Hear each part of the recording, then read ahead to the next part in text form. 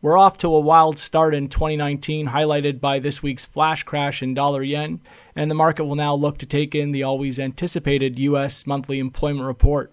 In light of the intense liquidation in risk assets over the past several weeks, we're right back into that situation where investors are looking at good news as bad news and bad news as good news.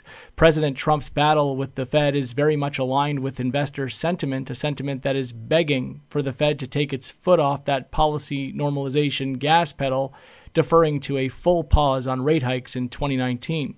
This would give investors another little dose of that old medicine that has policy leaning back in a direction that is more friendly to risk assets. Cheaper money for longer translates to more time to put that money to work without worrying about the prohibitive effect of higher rates.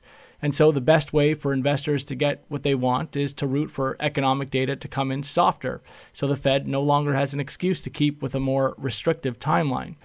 At its latest meeting, the Fed disappointed the market with too much hawkishness despite concessions made in the outlook, with the Fed hanging on economic data that it believed justified additional rate hikes despite other downside risks that it wasn't able to fully quantify, like risk in the global economy and risk associated with U.S. administration policy.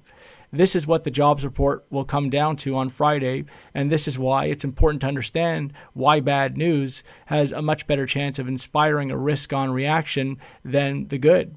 We've already got a little taste of this with the latest ISM reading, which came in much weaker than expected, producing the lowest result since 2016.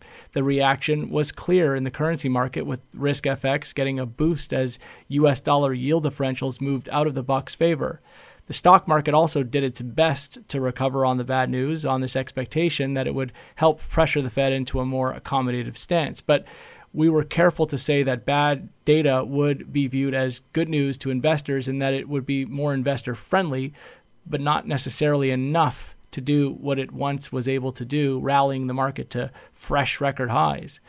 We believe we're now on a trajectory where that bad news might help a little, but not enough to prevent the market from further downward adjustment. Those bazookas the Fed once had are looking more like toy water guns, and this probably won't do much to have investors feeling great for any meaningful period of time. As we look at the employment data, if there's any silver lining, it's that expectations have been leaning for a strong report. This means that the bar for disappointment has been set very low. Looking at the consensus estimates for NFPs, there isn't a single Bloomer analyst calling for print that falls below 160K. And so if investors really want that wonderfully crappy report, they at least have the odds working a little better in their favor.